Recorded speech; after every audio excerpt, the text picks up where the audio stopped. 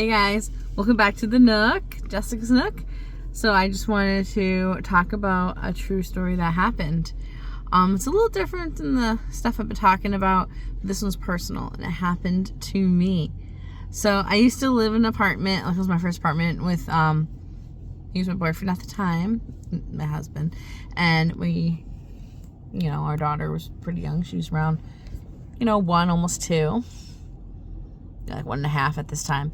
So it was a cute apartment. It was a little townhouse, and I just wanted to tell you how this is when God saved me, honestly. And this is not when I started up with religion. I've been practicing Catholic since I was a little kid, but I didn't walk away from the church, but I kind of just stopped going. And it's not just because I didn't agree with anything, just I felt like, well, you can still be a follower of God even if you don't go to church every Sunday. So, but let me tell you about this. Jesus, he stepped in and saved me. And this is something that was truly demonic. This is probably the most scariest thing that's ever happened in my life.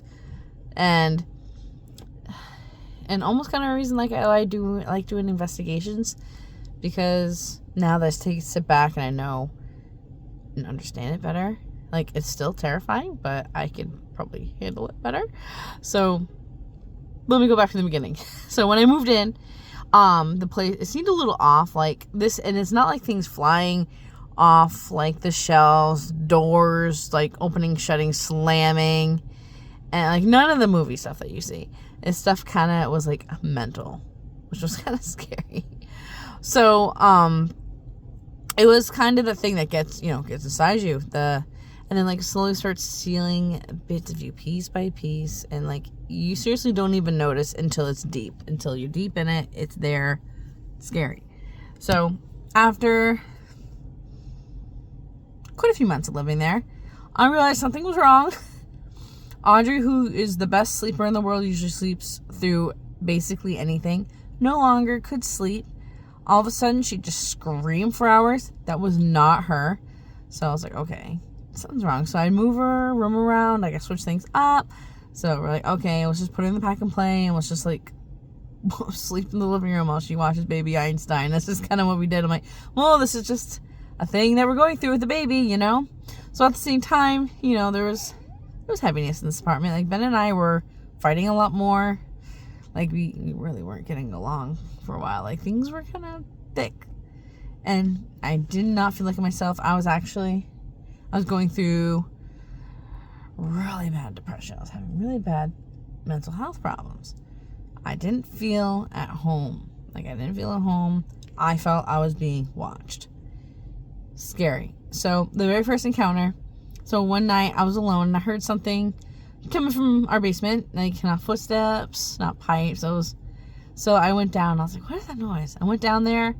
I kid you not, it was growling, not super loud, but it was faint. I was like, there was this little corner in the basement that you can kind of tuck your stuff under the stairs, and it was growling, and I was just like, dude, no. I am imagining things. So I went right back upstairs. I'm like, I do not like the basement. Same thing that happened in my parents' house. The basement's creepy. Here we go. And so I went down there because I thought maybe there was an animal that got in. Who knows? It's Maine. And so when I got down to there, I froze. I didn't see anything. I just heard this creepy growling, and I felt something was just standing there in the corner of my vision. Couldn't see it, but I just felt it. I was like, something is right here. I can't see it, but I feel it. And the fear hit me so hard. It wasn't normal fear. It was something is staring right at your back, right at your side, right at your front. I felt surrounded.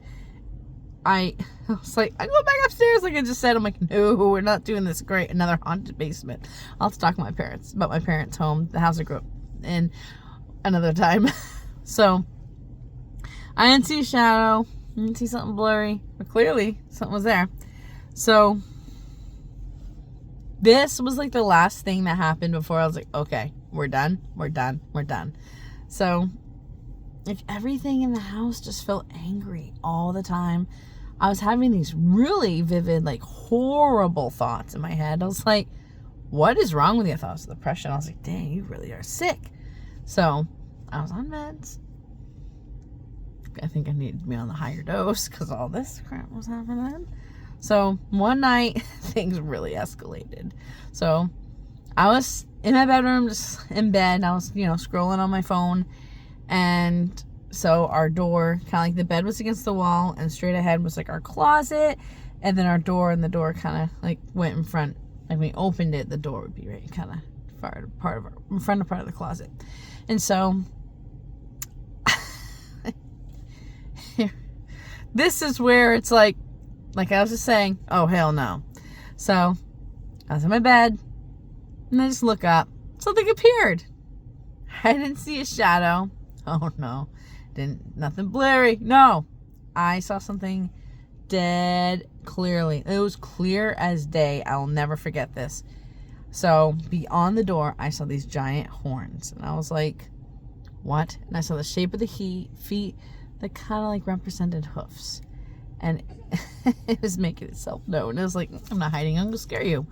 And it was standing there, and it was just looking at me, and I felt the manipulation, and I felt that they thought this is humorous. I felt the evil, like this is funny. I'm scaring her. Like, I am in control.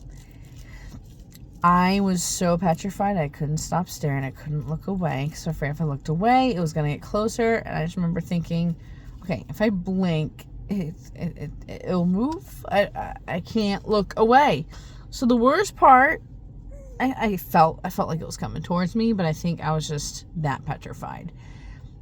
Like, it was spiritually coming towards me. It was not walking. Like, I felt like I was losing my happy soul. Like, it was scary. So the moment, and then something in me, I held it together for so long. I was done.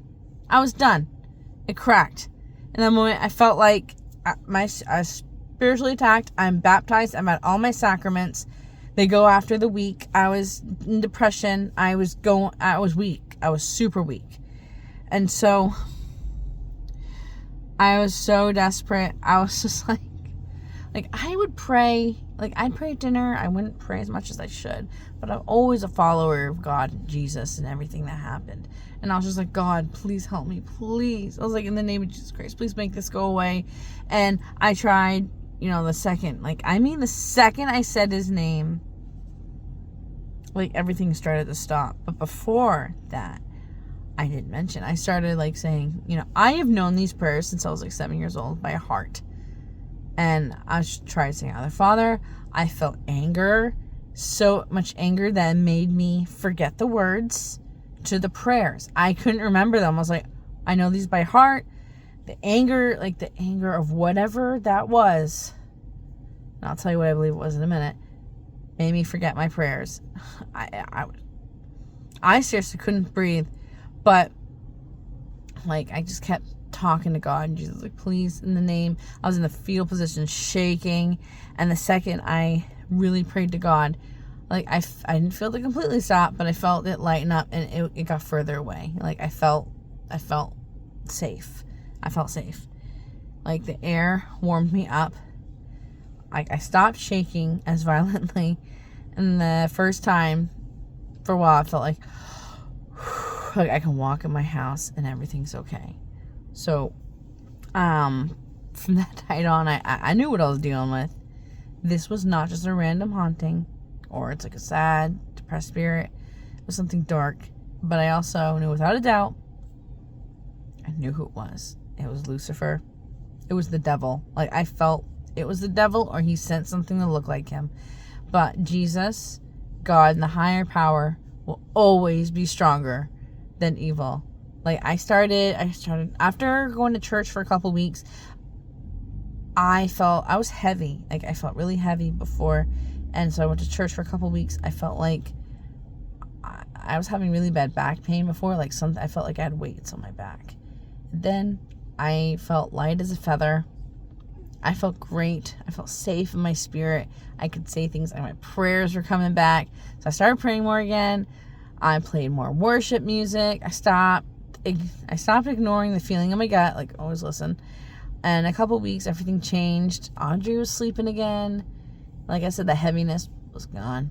And the apartment felt like the lights were finally good. Ben and I, things were good. And I told him, and I don't know I can't remember if he thought I was nuts or he's just like, okay. But it's one of those things that I am not afraid to come in the face of evil, because I know God will always protect us and save us. So when I am going into spiritual investigations, I always pray before, and I have my rosaries with me, my blessed rosaries, because I want to protect myself. I really do. And if anyone ever tries this, please, I'm not trying to shove religion down anyone's throat. This is my belief, doesn't have to be yours. But please just be careful what you're doing, because sometimes you can open something up and not realizing that you're inviting it into your life and have attachments. I believe I have attachments. I believe whatever that demonic thing was in that apartment, I feel like a tiny little bit of it still lives with me. I know how to make it go away, but I feel like it still tries to come back. It's scary. I feel like he pulled me right out of it. He saved me. And I'm so big with my church now. And I love it. I love going to church. I love talking to the priests. And we have the bishop come sometimes. He's a busy guy, but it's beautiful. Everything that God did for us and his son, Jesus. So if you ever experienced anything like this, or if you're curious about some more stories like this, let me know in the comments. Because boy, I got some more. So let me know in the comments. Make sure, like and subscribe. It really helps me know what kind of videos you guys like, what to do. Give me suggestions, and join me if you want to feel a little more spooky and see kind of my daily life here in Jessica's Nook. And sometimes we just have more spiritual, scary stories. But thank you for listening. Remember, the light will always beat the dark.